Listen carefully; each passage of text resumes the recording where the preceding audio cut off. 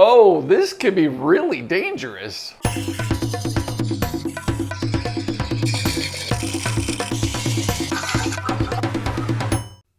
Hi, I'm Kent and welcome to Turn a Wood Bowl. Today I'm going to be using fire for a texturing and color feature on the bowl that I'm going to be making. I'm going to be turning this ash bowl blank. It's going to be a relatively shallow, more decorative bowl, and the fire or the ebonizing is going to be this really cool texture on top of the bowl. So it's going to be a cool piece if it all works out. Now, using fire in your shop obviously is very dangerous if you don't take precautions. But if we take proper precautions and we clean up and make sure there's no dust, shavings, and oil products around, then we should be okay. So all in all, yes, it's somewhat dangerous, but it shouldn't be that big of a deal if you take the right precautions. Now, if you aren't comfortable doing this in your shop, then go outside or go someplace where it's safer to do this and try it out. So let's dive right in and get started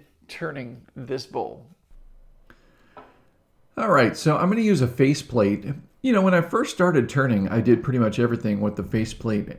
And the faceplate is a great way to mount bowls to the lathe because it is super secure. I hate saying this, I'm going to have to knock on wood, but I have never had a bowl come off a faceplate ever, and you can see why. If you're using good quality screws, these are wood screws, and you want to make sure they're about the width of the holes in the faceplate. You don't want skinny screws, and you definitely do not want to use drywall screws. Now, I'm going to put about 6 screws in this. I don't really need to put all 8 in here. I could probably get away with 4, but 6 will be more than enough to hold this. This is ash. This is actually from my parents' yard in Illinois. They went through their town and took out all of their ash trees because of the ash borer beetle. And I find it really disappointing when that happens. It seems as if there's got to be a better way to deal with this. And, you know, on top of that too, the funny thing about taking down all the ash trees just because there's an issue, it's what happens to the ash trees that are resistant? We'll never know because they were all taken down.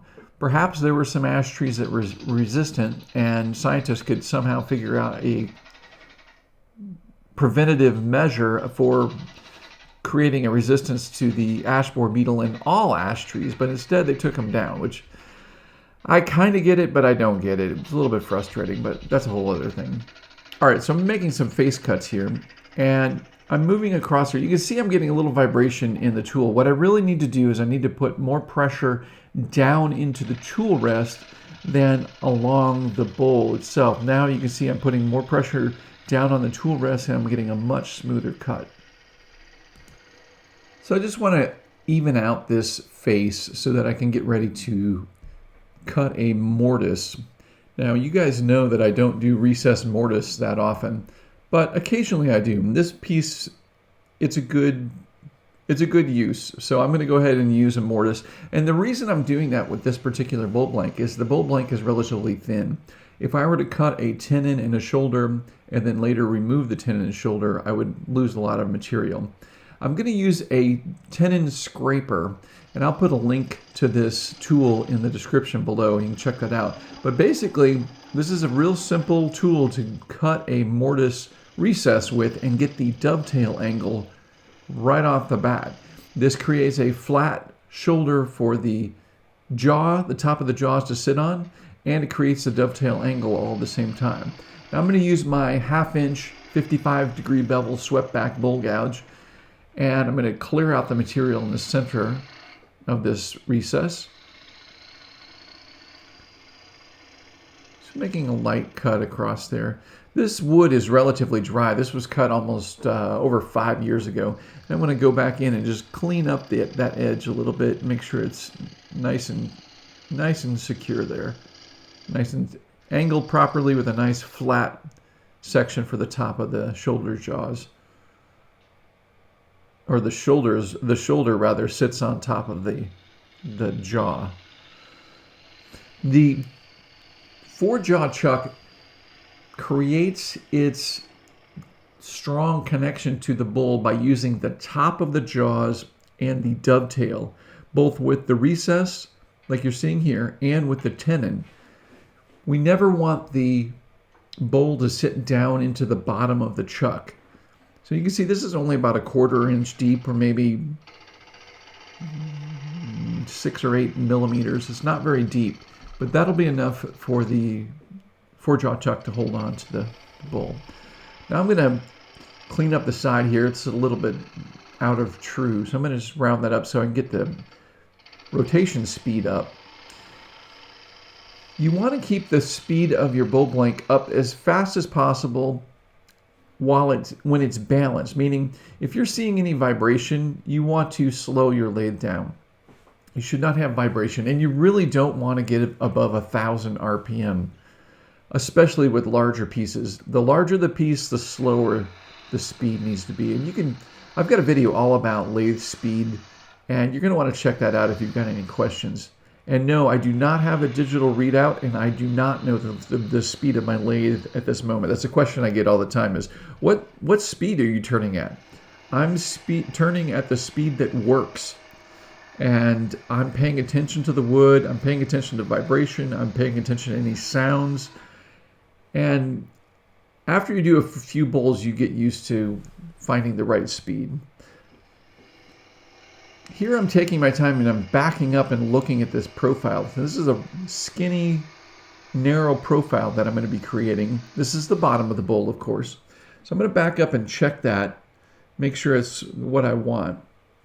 And I also want to make sure that I don't take away too much material around the side of that recessed mortise.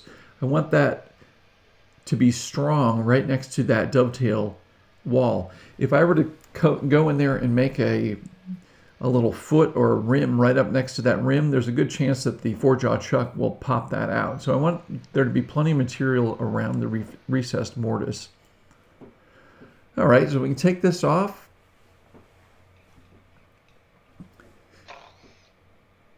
And we'll go ahead and pop all the screws out. And I'm using an impact driver, which these are readily available now. And I'll tell you what, they are great. So much better than a traditional drill. And they're compact and super powerful. I'll put a link to that in the description below too. All right, so I'm putting my 4-jaw chuck on. Now I'm going to expand the jaws into that recess mortise and hold the bowl blank. You want to snug it up. You don't want to make it super tight. You could use enough leverage to start cracking the wood there, and there's no reason for that.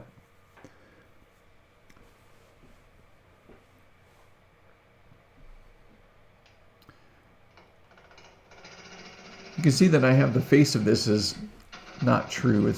It's a little wonky, so I'm going to go ahead and true that up. But at the same time, I'm going to present the curve that I'm going to create. I'm actually making a convex exterior to this piece. It's a little different than most traditional bowls. This is designed to be more decorative, to be more of a display piece that might sit out on a table.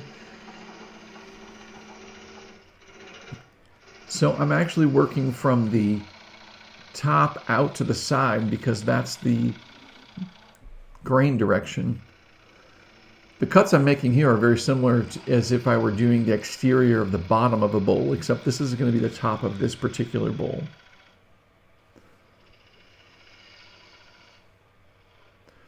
Just taking my time here.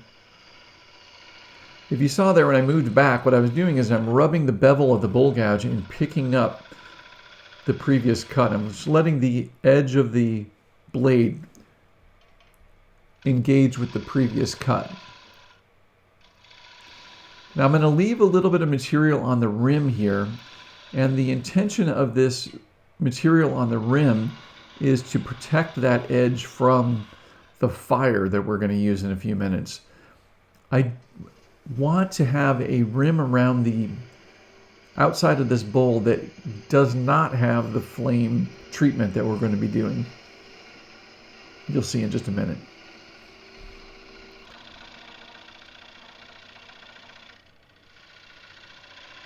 This was a piece of a much larger log that I've had for over 5 years, and it still has moisture in it. It just blows my mind.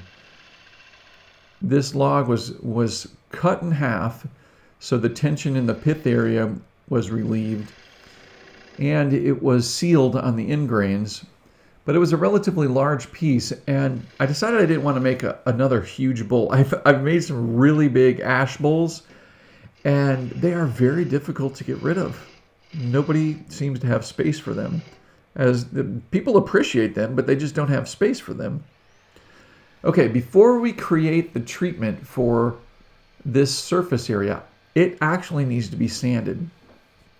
You would think that you could, if we're going to burn it, we wouldn't need to do any sanding, but actually you will tell that the wood wasn't sanded. So I'm going to sand this down. I'm going to sand it down to 180 grit. I'm not going to go crazy with it and get it all the way down to 320, but I'm going to sand it down to 180 grit so it's nice and smooth. And you can see that rim there. And that rim is going to be removed later, but right now it's protecting the wood underneath from the fire treatment that we're going to use. And I've also designated where the inside bowl shape will be cut out. Now this is the time when you want to spend some time and clean out all the shavings around the lathe and under the lathe. And you want to get rid of any kind of rags you might have as well. Because believe it or not, all of the oil-based finishes, any paper towels or rags with those on, are very flammable. The manufacturers recommend having a bucket outside with water to put those rags in. Now it's time for fire. And if you're into roasting marshmallows over a campfire, there are two techniques. There's the set it on fire and have a charred flaming marshmallow, or there's the slow roast technique. And we're doing the slow roast technique. As you can see, you don't want to go crazy with this. Now, here's something that's really important to know. If your blank has any moisture in it, it is probably going to crack. So you have to just be ready for that. But you're going to want to work slow around this as you go. Just go slow and work areas as you go and slowly build up the treatment. Yeah, you know what to do. That like button right down there, yeah, go ahead and smash it. Thank you. Here's a close-up. You can see what's happening. The softer material between the grains is burning out faster than other areas. And what's so cool about that with ash and many other hard grain woods like this is there will be a texture that you'll be able to feel that didn't exist prior to this treatment. When I got done sanding this with 180 grit, it's pretty smooth. You barely can feel those grain lines. But when we burn this, what's happening is the areas between those lines stay high and the grain lines burn out. They kind of retreat. So it becomes these ridges and valleys, and it's a really cool texture that adds to the bowl. So you can see I'm just slowly working up and adding this texture as I go around. I'm not trying to burn any particular areas excessively. And some of those inside areas are not going to turn completely black right now, and that's totally fine. We're going to apply an oil finish over that, and the oil finish darkens this up, and it's going to make it appear a much blacker than you're seeing right now. So we don't have to worry about it. Don't try to make everything jet black with the flame. Just go slow. You can see some of the areas are bursting into flames there. It's not a bad idea to have a fire extinguisher around, or a wet rag that's soaked in water, just in case something happens.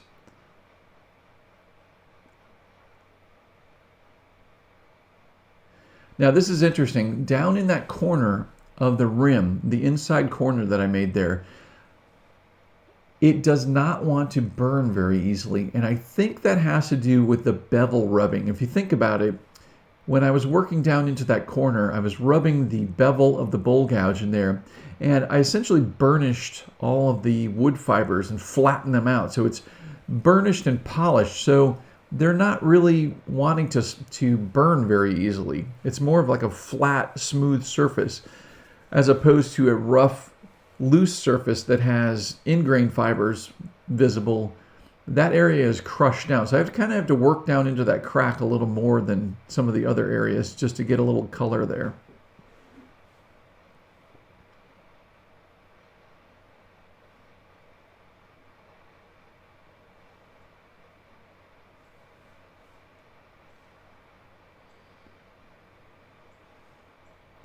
And again, just take your time. You can see some cracks forming there on the center area of that line. So there is still moisture in this, and this wood is not dry. And believe it or not, no wood is 100% dry ever. If you're curious about working with green wood, then you need to check out my Tree to Bowl online e-course. It's all designed to help you understand how to work with green wood and what to do to prevent cracks and reduce the possibilities of cracks forming, and how to properly store wood. Whether you get a log or two from a neighbor because they were trimming their trees, or if you're taking down a whole tree, this course is going to help you better understand trees and better understand how to process that wood properly. So check that out. I've put the URL below. Okay, so now I'm going to use a wire brush, and I'm going to get in there and brush out all of the loose material that's been burnt out from this torch. This is the softer wood between the grains is all burnt, so it needs to be removed. Otherwise, you're going to have charcoal all over the place. So you take some time and brush it out. Now, this brush I'm using is a little bit more than what I need. I typically use a little brass brush, and it doesn't leave as many scratch marks, but this is a heavier metal brush, and it seems to be leaving a lot more scratch marks, and that's not a big deal. But if you want, you can use a smaller brass wire brush, and I'll put a link to that in the description below. But you want to remove that material the best you can.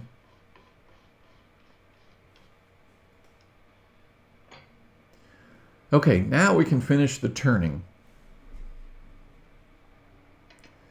I'm using my 1/2 inch 55-degree bevel swept back bowl gouge, and now I'm going to clear away that extra material that's on the rim of the bowl.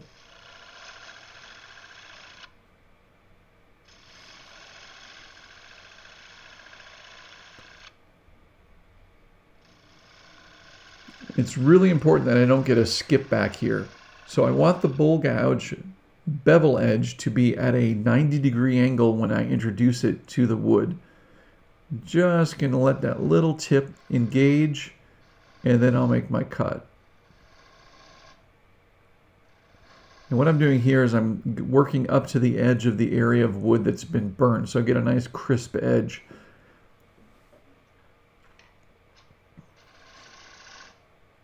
And I'm going to use a pull scraping cut to pull some of that material out. Then I'll go to a shear scrape. The shear scrape is like shaving. It's just a very light cut, and that's all I needed right there to make that edge what I was hoping for. Now, the rim is a little bigger than what I was hoping for, so I'm going to, whoop, there's a skip back. Check out my video about skip backs. You're going to want to see those because it's really important. And I could have avoided that if I had just taken a little more time. And the video that I'm suggesting will explain all that to you. So I'm taking the edge down just a little bit, and I want to bring the curve of the backside up to match that because I don't want it to appear so thick. These are shear scraping cuts with my 1/2 inch bowl gouge, and I was getting a lot of vibration there. So what happens if you're getting vibration? A variety of things are happening. You might want to get the tool rest closer, but because of the nature of the shear scrape, the bowl gouge extends pretty far over the tool rest. So if you have a larger bowl gouge, use it to do the shear scrape. That will reduce the vibration in the tool. The larger the tool, the less vibration you're most likely going to encounter. The finer the tool, the more detailed work you can create. However, you may also have more vibration. So for right now, I'm kind of reshaping the bottom of this bowl. The larger 5/8 inch 55-degree bevel swept back bowl gouge is working really well.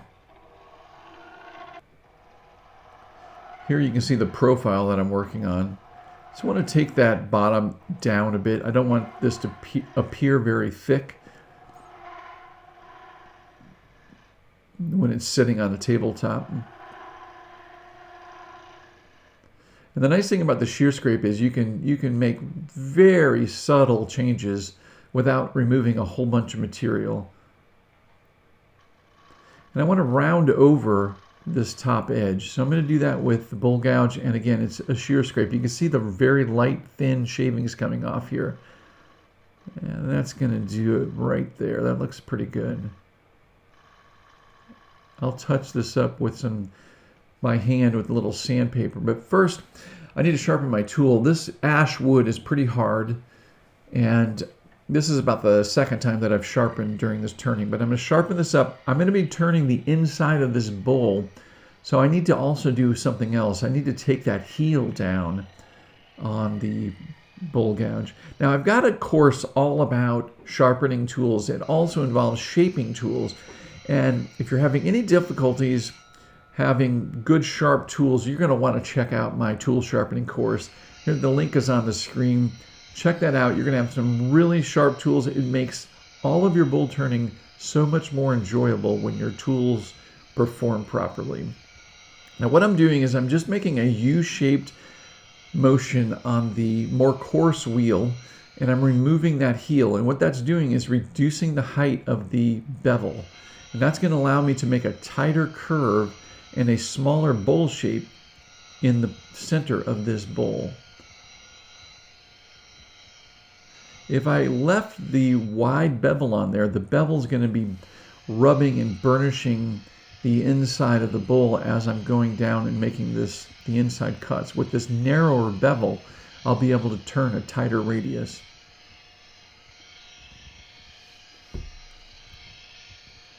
It's a very simple U-shaped motion that you make on the grinding wheel to remove that heel. There we go. Okay, so I'm going to start removing the material, and I'm just going to scrape away some of the center portion. Now, I'm not working from the outside in like I normally do because we have a big massive bowl, and I'm not worried about the sidewalls vibrating like a more traditional bowl might. So I'm presenting the tool at a 90-degree angle and proceeding down into the bowl itself. Now, something else I need to be aware of here is I have the screw holes from the faceplate. So I need to make this bowl in the center just big enough to remove all of those hole areas. So I'll just kind of work up to that.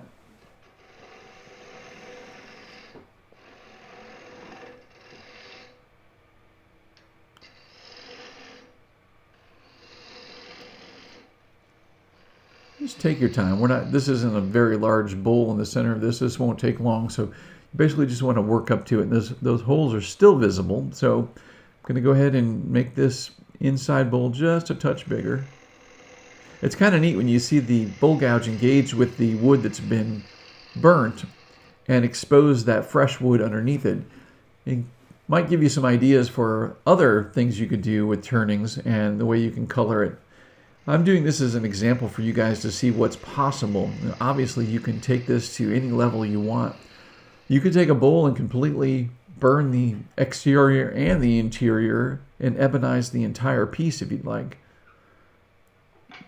Or you can do different treatments in different areas like I'm doing here.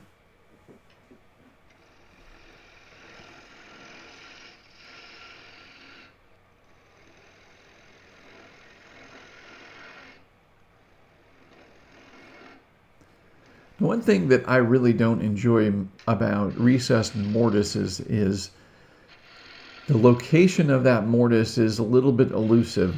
So you're going to want to take some time and measure and guesstimate where the bottom of that mortise is, because we could easily go through the bottom here, and I don't want that to happen, obviously. So I'm going to take this down to where I'm close to the bottom, but the bottom of this interior bowl is somewhat flat still, and I definitely don't like that. This needs to be a very nice smooth curve that goes through here. It's still a little flat there, but I'm going to stop for a second and take a measurement. The way I do this is I'm just using a device to stick into the bottom of the bowl, and I'm taking my thumb and letting that rest at the top edge of the bowl and then holding it up above and eyeballing it down the side. It appears as if I have enough depth here. There should be plenty of material in there. So I'm going to continue this curve and get the inside curve that I was looking for. So I have a nice smooth flowing shape down inside this bowl. You really don't want the bottom of the bowl to be flat. It'll be pretty obvious if that were the case. And remember to take your time with that very center part. All right, it's looking good. And now you can see the contrast between the burnt area and the fresh cut wood, both on the rim and the inside of the bowl. I'm using a dry towel just to wipe away some of the loose material.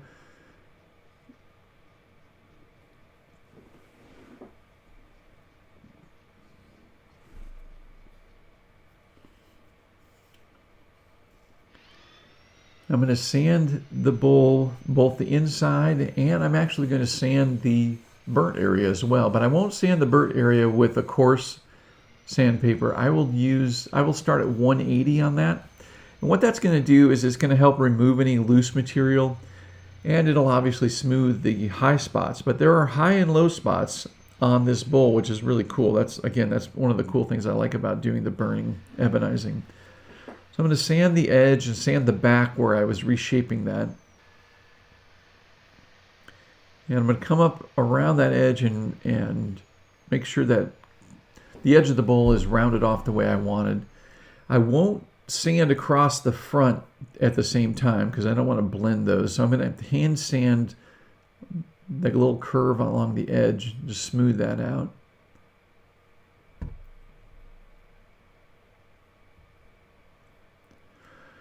Okay, so now I'm going to apply linseed oil. This is tried and true's Danish oil. This is pure linseed oil. I'm going to do the raw areas first so I don't accidentally get char into them. And then I'm going to work the charred areas. You can see how the oil is darkening the burnt area. That's why you didn't have to worry too much at the beginning if you're seeing it not super dark. The oil will darken it up very quickly. It's a beautiful contrast. I love doing the light wood against the burnt wood. And again, the texture in this is incredible as well.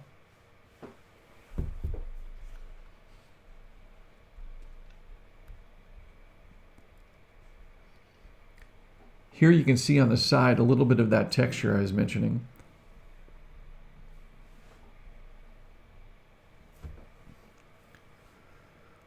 Now the tried and true Danish oil basically needs to be applied thin, and then after about 10 minutes it needs to be wiped off, and that's it. So I'm going to take this off the lathe and I'm going to go ahead and sign the base of this bowl.